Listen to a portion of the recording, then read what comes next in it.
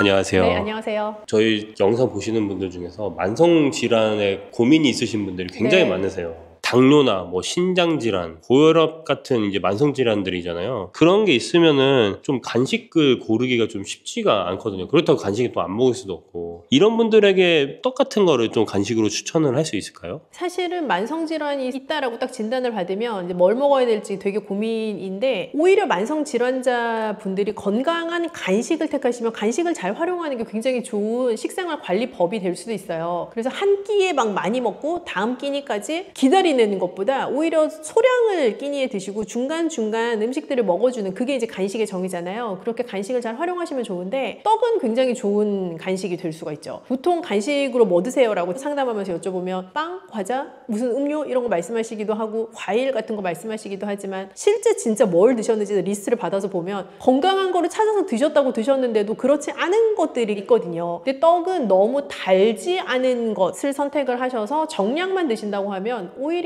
다른 것보다 건강한 간식이 될 수 있어요. 근데 신장 질환이 있는 사람들은 단백질이나 칼륨 섭취를 조심해야 된다고 했잖아요. 떡도 어떻게 보면 거의 쌀이 들어있으니까 단백질이나 이런 게 좀 들어있을 수 있는데, 그 신장 질환 환자분들한테도 그 떡이 좀 괜찮나요? 쌀이라는 이제 재료는 여러 곡류 중에 가장 단백질이 낮은 곡류에 해당을 할 수가 있어요. 그래서 떡의 주재료는 뭐 맵쌀이든 찹쌀이든 여하튼 흰 쌀 자체가 떡의 주재료인 경우가 많아서, 그 흰쌀로 만들어진 떡 자체는 오히려 신장 질환자분들이 정량 드셨을 때 좋은 간식으로 선택을 할 수 있는 요소가 되죠. 팥이나 콩에 들어간 떡 같은 경우는 좀 칼륨이 높을 수 있잖아요. 떡 종류를 생각해 보시면 백설기 이런 것처럼 딱 하얗게 딱 그것만 보이는 떡 말고 팥, 콩, 견과 이런 것들이 많이 붙어있는 찰떡 이렇게 부르는 떡들 있잖아요. 그래서 그런 떡이 일반 건강인들한테는 되게 좋은 간식인데, 신장질환 있으신 분들에게는 조금 부담스러운 선택이 될 수가 있어요. 왜냐하면 일반 쌀에 비해서 팥, 콩, 견과 이런 재료들은 단백질 함량도 좀 높고 칼륨 함량도 좀 더 높을 수 있어서 신장에 부담을 줄 수가 있거든요. 그래서 그런 떡보다는 오히려 조금 더 심플한 재료로 만들어진 떡을 고르시면 더 좋을 것 같아요. 근데 제가 이제 이런 컨텐츠를 하다 보면서 팥이나 이런 것들이 신장에 좀 도움이 될 수 있는 부분이 약간 이뇨작용을 좀 해가지고 그럴 수 있다라고도 했었는데, 여기서는 좀 다를 수 있나요? 우리가 이뇨작용이라고 이제 얘기를 하면 소변을 배출하게끔 하는 작용을 더 촉진시킨다라는 개념으로 이해를 할 수가 있는데, 사실 우리나라의 여러 컨텐츠들이 키워드를 기반으로 내용을 띄울 때 이뇨작용은 붓기 제거, 다이어트, 뭐 체중 감량 요런 류의 키워드 안에서 이제 돌던 하나의 뭐 영양상의 이점이라고도 많이들 이해를 하고 계실 거예요. 그런데 이제 신장이라는 게 소변을 배출하는 기능이랑 연관이 있다 보니까 소변 자체를 많이 나오게 하면 신장 건강에 좋지 않을까라는 생각으로 자연스럽게 이어지실 수도 있을 것 같은데요. 이뇨작용을 촉진시키는 식재료 자체가 신장 건강에 반드시 도움이 된다고 볼 수는 없고요. 오히려 그 재료들이 가지고 있는 칼륨의 함량이 너무 높아서 과량으로 먹었을 경우에 내 신장에 좀 더 무리가 될 수 있는, 내가 생각하지 않았던 반대의 효과도 있을 수 있죠. 고혈압이 있는 분들한테는 떡이 괜찮을 수 있을까요? 고혈압이 있는 분들이 가장 1번으로 조심하셔야 되는 영양소가, 관리해야 되는 게 이제 나트륨이라고 다들 알고 계시는데, 나트륨 함량이 높은 건 대부분 소금이 많이 들어가서 내 입에서 짠맛이 나거나 혹은 뭐 간장, 다른 뭐 케첩 요런 류의 다른 부가적인 양념류가 굉장히 많이 사용이 돼서 내 입맛에서는 뭐 아주 짜진 않아도 실제 음식이 가지고 있는 나트륨 함량이 높거나 이제 하는 그런 여러 가지 요인들이 있는데요. 떡 자체는 전통적인 조리법에 의해서 만들어진 떡이라면 사실 나트륨이 추가적으로 많이 들어가지 않아요. 그래서 나트륨 함량이 떡 자체가 높다라고 볼 수는 없어요. 실제 떡 먹고 아이고 짜서 못 먹겠다 이렇게 생각하시는 분은 안 계시잖아요. 그래서 그 떡 자체가 가지고 있는 나트륨 함량은 그렇게 높지 않기 때문에 고혈압 진단 받으신 분들에게도 정해진 양을 잘 지키실 수 있으면 떡은 좋은 간식이 될 수 있죠. 고혈압 분들한테 좀 권장하는 양이 있을까요?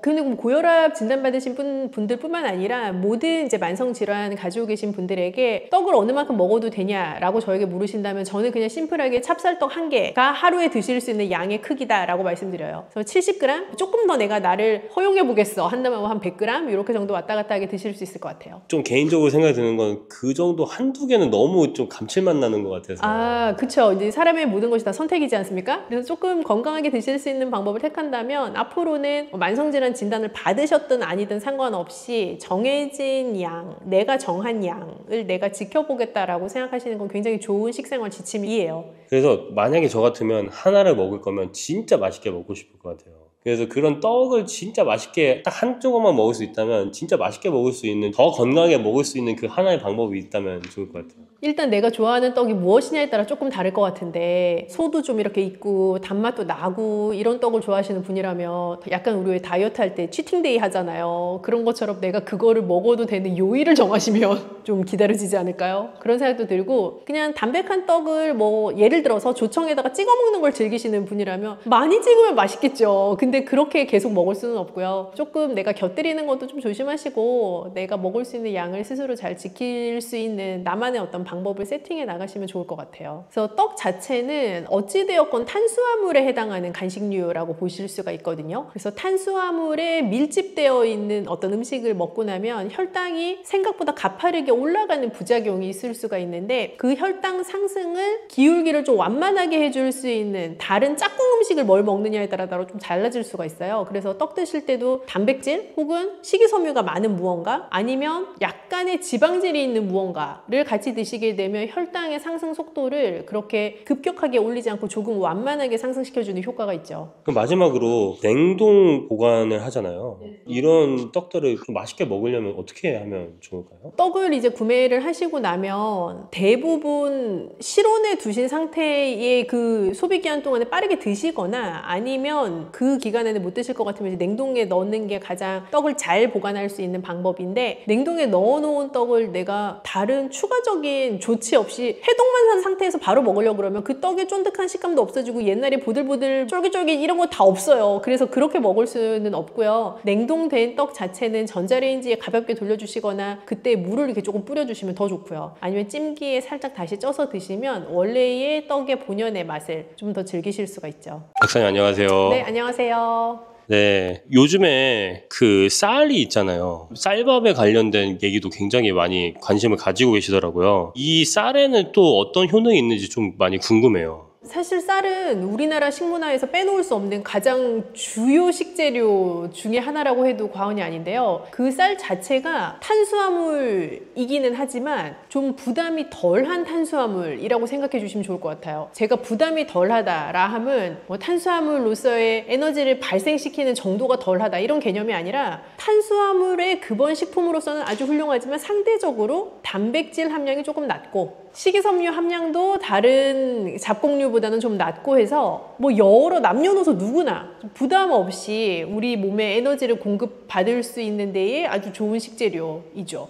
근데 제가 방금 얘기 들었을 때 식이섬유도 있고 뭐 단백질도 있다 막 이런 얘기 같은 건 굉장히 생소한 얘기인 것 같아요. 예. 뭐 모든 어떤 식재료가 특정한 영양소 하나로만 구성되어 있는 경우는 거의 없거든요. 그래서 우리가 쌀 하면 이꼴 탄수화물이라고 생각하시고 맞는 표현이시지만 탄수화물 100%는 아닌 거예요. 그래서 무기질도 가지고 있고 식이섬유도 가지고 있지만 현미나 다른 잡곡류보다 단백질이든 무기질이든 식이섬유든 그런 탄수화물을 제외한 다른 영양소가 함량이 높지는 않죠. 그러면 이렇게 좀 여러 가지 영양소가 있는데, 이 쌀 같은 경우는 좀 신장이 안 좋으신 분들이나 뭐 신장에 좀 무리가 있으신 분들한테 신장에 좋은 쌀을 먹는 방법이 또 있을까요? 신장이 안 좋아지시면 굉장히 어색하다, 생소하다 이렇게 생각하시는 느낌 중에 하나가, 신장이 건강했을 때 건강 재료, 건강 식재료라고 생각했던 것들 중에 다수를 먹을 수 없게 된다라는 문제가 있잖아요. 그래서 신장이 건강하셨을 때는 잡곡밥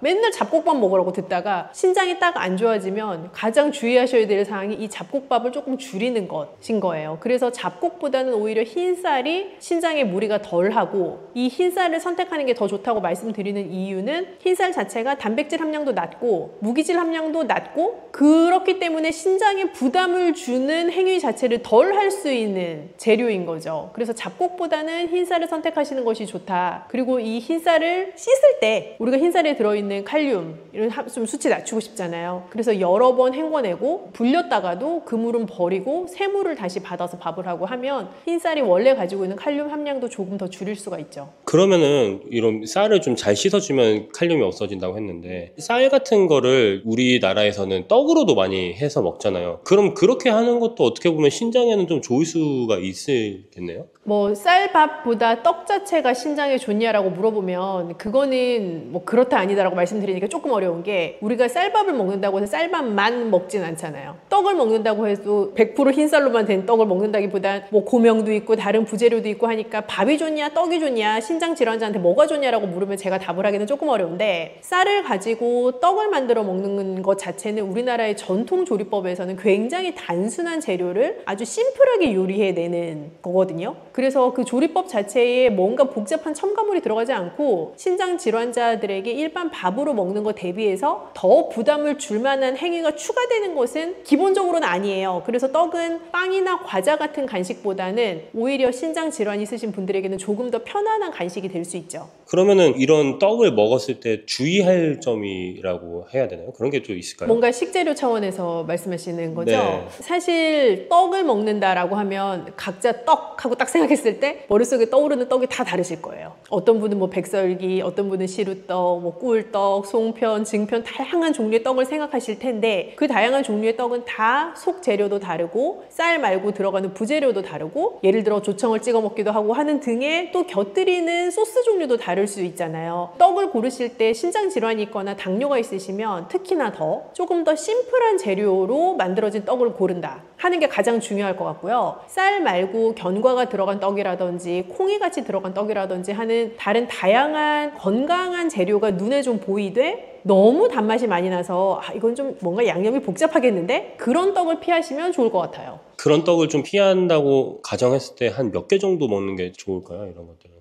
이제 우리 PD님이 드디어 양에 대해서 중요하다는 걸 알게 되셨네요. 특히 신장질환이 있으시면 모든 섭취의 양 자체가 되게 중요하잖아요. 무얼 먹는지도 중요하지만 어느 만큼 먹는지 혹은 어느 만큼 먹어도 내가 괜찮은지를 아는 건 되게 중요한데 떡의 기준은 제가 그냥 쉽게 말씀드리면 일반 우리 찹쌀떡 정도의 크기로 생각했을 때 한 개 정도가 가장 적당한 크기라고 보아주시면 될 것 같아요. 그 정도가 약간 뭐 떡의 중량에 따른 차이가 있지만 70g 플러스 마이너스가 될 거라고 생각을 하는데 그 정도의 중량이면 한 번 드시는 간식의 양으로 적절한 크기라고 생각합니다. 방금 전에 말씀하셨을 때 떡에서도 이제 그냥 찹쌀떡을 먹느냐 뭐 다른 떡을 먹느냐 중요하다고 말씀하셨는데 그러면은 약간 건강하게 떡을 먹기 위해서 어떤 종류의 떡을 먹는 게 좋을까요? 일반 건강인, 뭐 예를 들어 그냥 가벼운 정도의 당뇨, 가벼운 정도의 고혈압, 뭐 살이 쪄서 고배니시 이런 류의 우리가 소위 얘기하는 일반적인 건강인에 속하시는 분들이라면 이 떡 자체를 고르실 때 뭐 견과류, 콩, 팥 다양한 재료가 한꺼번에 좀 응축되어 들어가 있는 그런 떡을 골라주시면 좋을 것 같고요. 그런데 신장 질환이 있으신 분들은 조금 차이가 있을 것 같아요. 너무 많은 콩이나 너무 많은 견과가 박혀 있거나 함께 들어가 있는 떡은 오히려 칼륨의 함량도 굉장히 높을 수 있고 단백질 함량도 과다할 수 있어서 내가 그 양 자체를 잘 조절하지 않으시면 좀 과잉 섭취가 될 수 있는 가능성이 있어요. 그래서 그거보다는 좀 더 심플하게 보여지는 떡, 흰쌀 위주로 만들어진 떡을 선택하시면 더 건강하게 맛있게 드실 수 있습니다. 저는 떡 같은 거 하면은 그 모찌가 좀 많이 떠오르기도 하거든요. 좋아하시는구나. 네, 모찌를 좋아하는데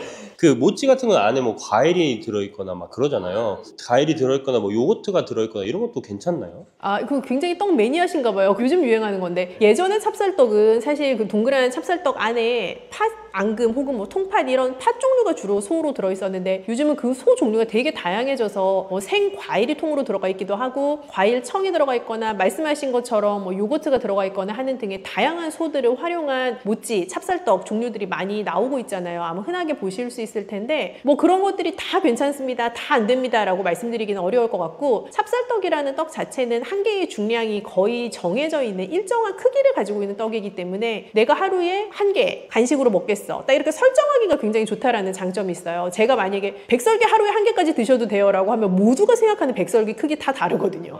그래서 그런 양을 조절하는 차원에서는 오히려 큰 판으로 나오는 떡이 조금 더 우리가 추정하기가 힘들고 하나의 표준 사이즈라고 모두가 통용할 만한 떡들이 조금 더 수월하죠. 그럼 저는 하나 궁금한 게 영양 박사님이시니까 떡을 이제 보관할 때 막 냉동으로 하고 막 그렇게 하잖아요. 떡을 보관하거나 재가열할 때 영양이나 좀 맛을 유지하면서 보관할 수 있는 법이 또 따로 있을까요? 사실 떡 자체는 쌀이라는 것이 주재료이다 보니까 이게 처음 만들었을 때는 아주 막 보들보들하고 쫀득쫀득하고 그런 느낌이 좋아서 사랑하시는 건데 이게 시간이 지날수록 이 전분 자체가 노화가 돼요. 그래서 우리가 시간 지나서 떡 먹었더니 뭐 딱딱해요, 굳었어요 이런 말들 많이 하시잖아요. 그런 게 전분 자체가 노화가 되면서 일어나는 현상들인데 그 전분 자체가 시간이 지나면 당연히 전분이 딱딱해지는 거니까요. 그렇게 딱딱해진 전분을 원래 상태에 가장 가까운 형태로 되돌릴 수 있으면 제일 맛있게 드실 수가 있겠죠. 그래서 빠르게 냉동 보관을 하셨다가 드시기 전에는 약간 물을 추가하셔서 전자레인지에 돌리시거나 뭐 살짝 찜기에다가 한 번 더 찌시거나 하면 가장 맛있게 드실 수 있죠. 그 마지막으로 그러면은 떡을 드시고 싶은 뭐 신장 환자나 당뇨 환자분들이 있을 거 아니에요. 그분들한테 좀 추천하는 이런 한마디를 해주신다면. 떡을 너무 좋아하는데 내가 당뇨 걸렸어, 신장 질환 진단받았어 해서 앞으로 평생 내가 떡을 못 먹겠네? 얼마나 슬프겠어요. 그렇게 생각하시기보다는 내가 하루에 정해진 특정한 양만큼은 괜찮다라고 스스로 조금 편안하게 생각하셔도 될 것 같은데요. 첫째는 그 들어간 재료가 너무 단맛을 많이 내는 그런 떡은 피하실 것. 그게 사실 1번이고요. 2번은 하루에 드실 수 있는 양을 잘 지키실 것. 말씀드린 것처럼 찹쌀떡 1개 정도의 분량이면 괜찮다. 이 두 가지 염두에 두시면 건강하게 떡을 드실 수 있습니다. 하루에 한 개라는 거죠? 네. 하루에 한 개. 네, 박사님 안녕하세요. 네, 안녕하세요. 저희 시니어분들의 워너비 간식 중에 하나가 요거트가 있거든요. 네네네. 제가 듣기로는 그 요거트는 단백질이 높아서 좀 신장에 부담이 될 수 있다고 하던데 그게 사실인가요? 그 질문에 답을 드리기 전에 요거트의 장점을 제가 설파하자면 사실 요거트는 유제품으로 분류가 되는 이제 종류잖아요. 그래서 유제품이 가지고 있는 여러 장점들, 뭐 단백질도 충분히 가지고 있고 칼슘 함량도 높고 나의 소화 기능에도 도움을 줄 수 있는 그런 제품인 것은 분명히 맞고요. 다만 단백질 함량이 꽤 농축적으로 들어가 있는 제품이다 보니까 방금 PD님 물어보신 것처럼 신장 질환자 분들이 섭취할 때는 섭취량에 좀 주의를 기울이셔야 되죠. 요거트를 그냥 먹진 않잖아요. 뭐 딸기맛 요거트 뭐 이런 것처럼 과일청이나 설탕 좀 많이 넣는데 당연히 안 좋겠지만 얼마나 안 좋은지 또 그 떠먹는 요거트 차원에서 보면 방금 말씀 주신 것처럼 각종 맛이 가미되어 있는 딸기맛 떠먹는 요거트, 복숭아맛 뭐 이런 다양한 과일맛 요거트는 어르신들이나 혹은 어린아이들에게는 전혀 추천드리지 않고요. 그거는 사실은 당만 높일 수 있는 거에 해당하고요. 무가당 요거트를 고르시되 조금 더 찐득한 무게감이 있는, 그러니까 더 식감이 있는, 흐르는 것보다 꾸덕하게 푹 떠지는 그런 요거트를 선택하시는 게 더 건강한 요거트를 심플하게 선택할 수 있는 방법이에요. 먹다 보면 그래도 그 달달함이 좀 땡길 수 있잖아요. 그럴 땐 좀 어떻게 해야 될까요? 생과일 넣으시면 꽤 괜찮은데요. 요거트에 냉동 블루베리 아주 괜찮은 조합입니다. 냉동 블루베리나 혹은 뭐 냉동 과일 요즘 너무 잘 나오거든요. 그런 냉동 과일 같은 것과 무가당 요거트를 섞어서 드시는 것도 너무 좋고요. 그리고 뭐 당뇨에 대한 리스크가 크게 없으시다면 천연 꿀 같은 거 조금 곁들이셔도 좋고요. 박사님이 주로 요거트랑 같이 자주 드시는 게 따로 있으실까요? 만약에 그릭 요거트라고 하면 오이. 오이요? 네. 오이랑 그릭 요거트 진짜 그리스에서 실제로 그렇게 먹는다니까. 오이랑 그릭 요거트 되게 잘 어울리고요. 그리고 레몬즙이랑도 잘 어울려요. 레몬의 그 엄청 새콤한 그 맛이 요거트랑도 잘 어울리는데 뭐 꿀 같은 거 첨가하셔도 너무 좋고 너무 단맛이 많이 첨가되지 않은 그래놀라 같은 것과 요거트도 잘 어울리죠. 오이 요거트는 좀 약간 끔찍한 조합인 것 같은데. 아 그래요? 네. 드셔보시면 저한테 감사하시게 될걸요? 그 요거트에 칼슘이 있잖아요. 칼슘 섭취 같은 게 신장결석을 만들 수도 있을 것 같아요. 그런 위험성을 얘기를 하려면 또 다시 고함량 보충제 얘기를 해야 되는데요. 칼슘 고함량 칼슘 제제 같은 경우는 장기간 드시게 되면 그런 결석의 리스크가 있을 수 있어요. 그런데 우리가 음식이 칼슘 함량이 아무리 높다고 해도 그 음식을 가지고 내가 결석을 발생시킬 만큼을 먹으려면 정말 많이 먹어야 돼요. 그래서 음식을 가지고 내가 결석까지 갔나? 라는 생각을 하시는 거는 과장이 있는 생각일 수 있고요. 오히려 고함량 영양제를 내가 좀 덜어내야 되는 것이 없는지를 살피시는 게 더 나을 수 있을 것 같아요. 그럼 그릭 요거트를 고를 때 어떤 점을 좀 많이 보는 게 좋을까요? 요즘은 그 통에 가당인지 무가당인지 다 써 있잖아요. 무가당은 아주 큰 글씨로 무가당이라고 광고를 해놨기 때문에 일단 무가당을 고르시는 게 1번이고요. 내가 뭐 먹다가 단맛을 다른 나만의 방법으로 추가를 하더라도 가당된 요거트보다는 무가당이 훨씬 더 추천할 만하죠. 제로 음료나 이런 거 먹으면 오히려 더 몸에 안 좋다 이런 얘기도 좀 많이 하잖아요. 무가당과 그 제로 땡땡 제품들은 전혀 다른 개념인데요. 이제 무가당은 당을 가미하지 않았다라는 뜻이고 제로 음료는 칼로리가 없는 대체당을 사용했다라는 의미라고 생각을 하셔야 돼요. 우리가 설탕을 넣은 것은 아니지만 다른 형태의 당을 넣어서 단맛은 주되 칼로리는 주지 않는다라는 의미로 제로 음료들을 이해를 하셔야 되고 무가당은 그런 단맛 자체를 아예 주지 않았다라는 인위적으로 더 넣지 않았다라는 의미로 이해를 하셔야 돼서 두 개의 카테고리는 좀 다르고요. 질문 주셨던 어떤 제로 땡땡 제품들에 대한 얘기는 대체당이라는 개념이 제가 몇 번 강조드렸던 나의 할머니부터 먹었던 재료는 아니잖아요. 그래서 어떠한 일이 향후에 발생하는 식재료인지는 아직 우리가 정확하게 모르는 거고요. 다만 당을 먹지 않음으로써 이런 건강상 이점이 있겠지라고 대중들이 시장에서 기대했던 그런 효과는 대체당 제품을 먹는다고 해서 나타나지 않아요. 결국은 더 빠르게 나를 배고프게 하기도 하고 더 나로 하여금 다른 음식을 갈구하게 하는 영향도 줄 수 있기 때문에 지금으로서는 반드시 그게 올바른 선택이냐라고 물으신다면 저는 아직은 세모라고 생각합니다. 그 모찌 같은 데다가 그릭 요거트가 들어간 모찌가 맞아요. 맞아요. 저도 봤어요. 그래서 그게 또 어떻게 보면 요거트를 또 재밌게 먹을 수 있는 하나의 방법인 것 같기도 해요. 그리고 사실은 이게 두 개 조합이 나쁘지 않은 게 떡을 먹으면 탄수화물에 집중이 되어 있는 메뉴이다 보니까 혈당을 상승시키거나 할 수 있는데 우리가 탄수화물 너무 집중된 음식 먹을 때 제가 항상 강조드렸던 게 단백질이 높은 무언가랑 먹어라, 식이섬유가 많은 거랑 먹어라, 뭐 이런 말씀을 여러 차례 드렸었잖아요. 그런 의미에서 그런 그릭 요거트 소가 들어가 있는 떡은 괜찮은 나이스한 조합인데요? 거기 있는 그릭 요거트가 무가당이면 더 좋겠네요. 그렇죠. 그런 거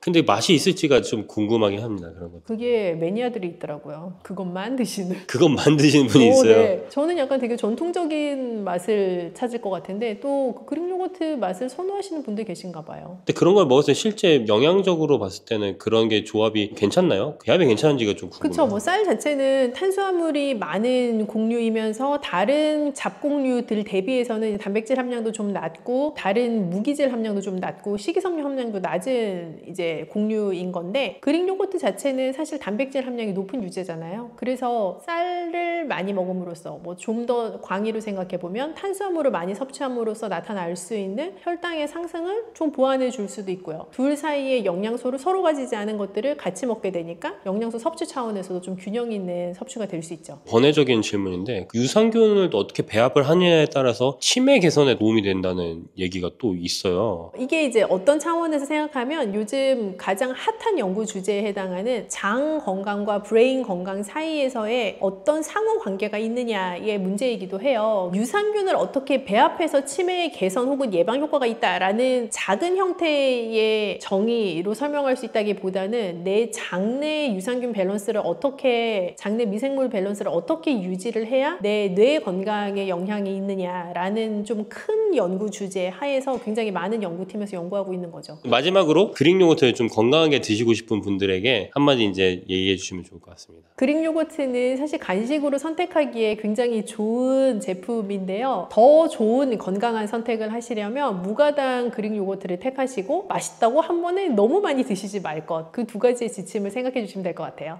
박사님 안녕하세요. 네, 안녕하세요. 요즘 들어서 그 비타민C에 사람들이 관심을 엄청 많이 갖고 있어요. 네네네. 비타민C가 좀 우리 몸에 어떤 영향을 좀 주나요? 뭐 그런 말 들어보셨을 건데 비타민C 먹어라 감기 떨어진다.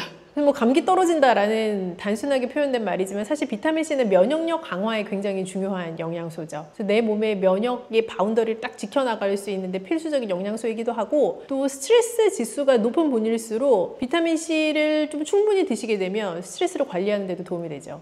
스트레스 관리에도 도움이 되나요? 스트레스 자체가 사실은 굉장히 복합적인 여러 증상을 통칭하는 용어잖아요. 그래서 내가 스트레스가 높음으로써 면역력이 떨어질 수도 있고 하니까요. 사실 면역력 강화에 도움이 되는 비타민 C는 스트레스 관리에도 도움이 된다라고도 볼 수 있죠. 굉장히 신박한 말씀이시긴 하네요. 요즘 들어서 사람들이 좀 관심을 갖는 게 비타민C 영양제가 있잖아요. 그런 걸 또 함부로 먹으면 좀 몸에 안 좋다 막 그런 얘기가 또 있더라고요. 몸에 좋다 안 좋다를 떠나서 일단 굉장히 고함량의 비타민C 영양제 같은 경우는 비타민C는 수용성 비타민이기 때문에 고함량을 먹는다고 해가지고 나한테 다 남아있지 않아요. 일단 내가 필요한 만큼 뭐 쓰고 나면 나머지는 다 그냥 소변으로 배출되는 거예요. 그래서 아주 고함량의 비타민C 영양제를 드신 분 중에 화장실 갔더니 난생 처음 보는 소변의 색깔을 보실 수 있는 분이 계실 텐데 그러면 너무 고함량의 비타민C를 드신 거죠. 그 어떻게 보면 그 비타민C 같은 거는 정제된 거를 같이 하나의 알약으로 하거나 가루로 하는 거잖아요. 비타민C 하면 떠오르는 과일들이 엄청 많이 있는데 그런 것과 비타민C 영양제와 과일을 비교했을 때 어떤 걸 먹는 게 좀 더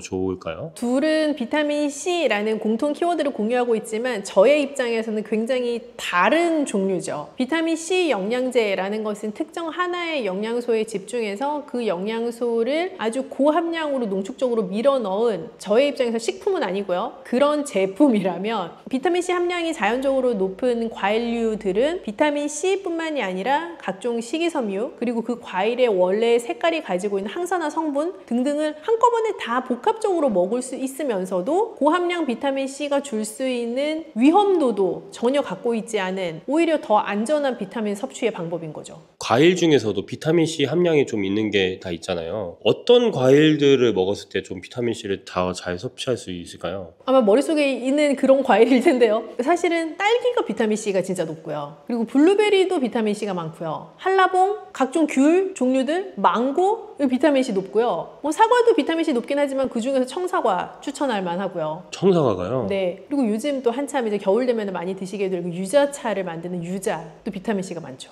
근데 이제 이런 과일들 같은 경우에는 아까 말씀하셨듯이 그 비타민C만 있는 게 아니라 뭐 칼륨 같은 게 또 있잖아요. 비타민C가 풍부한 이런 과일들이 신장 건강에도 도움이 될까요? 얘네들?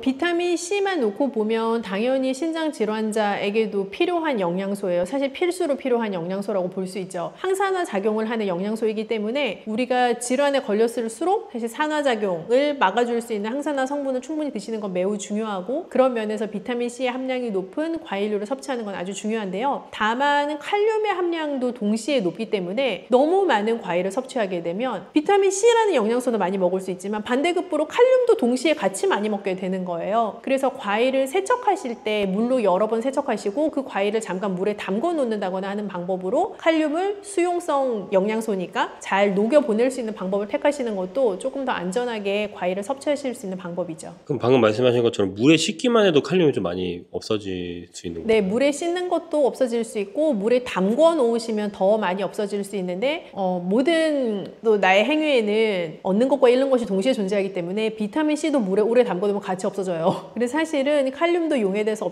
없어질 수 있고 비타민C도 물에 닿으면서 같이 없어질 수 있는 영양소에 해당하긴 합니다. 그럼 대체 어느 정도로 씻어야 될까? 이런 또 고민이 또 많이 생기는 것 같아요. 사실은 농약에 노출되었을 가능성이 높은 종류의 과일이나 칼륨의 함량이 높은 종류의 과일일수록 이제 물에 뭐 한 30분 정도 담가 놓아라라고 지침을 드리기는 하고요. 그런 지침을 좀 따라서 섭취를 하시게 되면 칼륨을 상대적으로 좀 낮추어서 먹을 수 있다라는 방법인 것은 확실하지만 여기서 더 중요한 것은 많이 드시면 말짱꽝이다라는 거죠. 그래서 정해진 양만큼 드시는 게 중요합니다. 그 정해진 양이 찹쌀떡 하나만큼 막 70g 이렇게 작은 양은 아니겠죠? 그렇게 딱 잘라서 말씀드릴 수는 없겠고 뭐 사실 블루베리라고 하는 과일로 생각해 보자면 그건 우리가 표준화된 사이즈가 머릿속에 각자 있으시잖아요. 수박만한 블루베리를 상상하시는 분은 안 계시니까 그래서 블루베리 같으면 한 줌 정도 괜찮을 것 같아요. 블루베리 한 줌 정도 다른 과일들도 약간 그 정도 양이 종이컵 한 반컵 정도 해당하는 양 정도에 해당한다고 보시면 될 것 같아요. 방금 말씀해 주셨던 그 과일들 중에서 망고나 한라봉 같은 경우도 있잖아요. 근데 여기는 칼륨이 좀 압도적으로 많다고 맞아요. 들었거든요. 망고나 한라봉은 칼륨 함량이 좀 높은 편이어서 섭취하실 때 조금 더 주의를 하시면 좋은데 사실 껍질을 다 벗겨내고 우리가 과육만 먹는 과일이잖아요. 그래서 담궈놓기도 애매한 거예요, 얘가. 그래서 뭐 어떻게 줄일 수 있는 방법 자체도 사실은 잘 없어서 망고나 한라봉을 드실 때는 양이 정말 핵심이죠. 그런 그 얘네들도 아까 한 줌 정도의 양이면 좀 반 개 정도. 반개도 양이 꽤 많다고 좀 네, 그래서 반 개를 몇 개 드시면 안 되고요. 하루에 반 개 정도. 하루에 반 개 정도. 그럼 이 과일에 있는 성분 중에서 비타민 C도 있고 칼륨도 있지만 천연당이라는 게 또 있잖아요. 이런 혈당이나 체중 관리하는데 이런 걸 먹으면 또 부담이 될 수 있을 것 같아요. 천연이라는 단어가 붙어있긴 하지만 천연당도 당은 당이에요. 그죠? 그래서 분명히 혈당을 올리게 하는 요소인 거는 맞고요. 다만 우리가 과일을 섭취할 수 있는 여러 방법이 있는데 극단적인 것부터 얘기하면 뭐 과일 잼, 그리고 과일을 주스로 갈아 먹을 수도 있겠고, 그리고 과일을 뭐 착즙기로 내려 먹을 수도 있겠고, 아니면 생 과일을 그냥 먹을 수도 있겠고 등등의 여러 방법으로 과일을 다양하게 섭취하실 수가 있는데요. 통 과일 그 자체를 먹는 게 과일에 있는 천연당도 드시지만 식이섬유도 같이 드시고 항산화 성분도 같이 드시기 때문에 설탕에 당만 먹는 거랑은 전혀 다른 거죠. 그래서 천연당이기는 하지만 과일에 부가적으로 들어가 있는 다른 여러 요소들과 결합이 되면서 당을 올릴 수 있는 그 속도가 현저하게 낮아지죠. 사과나 뭐 블루베리 이런 거 같은 경우 껍질째 먹기도 하잖아요. 오히려 그렇게 껍질째 먹는 게 더 좋을 수도 있는 거예요. 그렇죠. 사실은 껍질에 들어가 있는 영양소가 굉장히 밀집적으로 들어가 있기 때문에 뭐 블루베리를 껍질을 까드시는 분은 없지만 사과는 주로 우리가 깎아서 드시잖아요. 근데 잘 세척을 하셔서 껍질째 드실 수 있으면 더 좋아요. 근데 유자나 이런 것들은 껍질째 먹기는 쉽지 않을 것 같아요. 그런 거는 이제 각자 하시는 건데요. 껍질째 못 드시죠. 사실 그런 뭐 유자, 레몬 이런 류의 단단한 시트러스류에 해당하는 거는 껍질을 드시지는 않죠. 제가 듣기로는 과일마다 그 색깔이 다 다르잖아요. 색깔마다 그 주는 효능이나 느낌이 다르다고 했는데 어떤 게 있나요? 과일도 그렇고 채소도 그렇고 고유의 컬러를 가지고 있는 이제 식물성 재료들은 다 그 고유의 컬러마다 정해진 이름들이 있는